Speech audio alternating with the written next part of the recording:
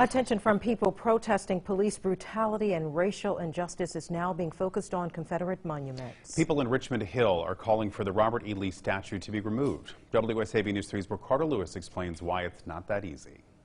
A Confederate statue gifted to the city of Richmond Hill has stood in J.F. Gregory Park for the last 20 years. It now has the city split.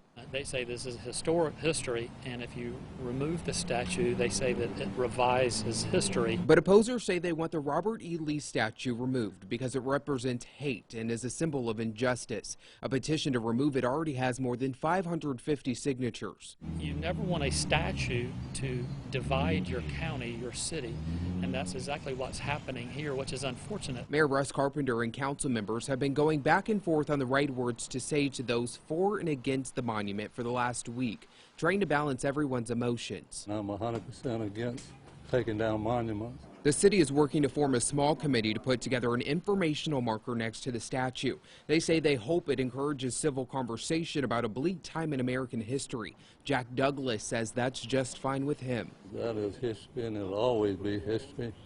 And when our grandkids would love to see something like that, it won't be there. Mayor Carpenter says if the city could remove the statue, they would, based off of the division it's bringing. But Senate Bill 77 says local governments don't have the right to remove or relocate monuments. The mayor says there's now a silver lining in all of this, though. That out of the tragedy, that people are now talking, and people that never talked about race are now saying, let's talk. In Richmond Hill, Ricardo Lewis, WSAV News 3 on your side.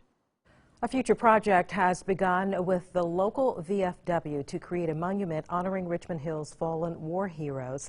The city says they are dedicated to having tough conversations about racism, and they'll host a town hall this fall.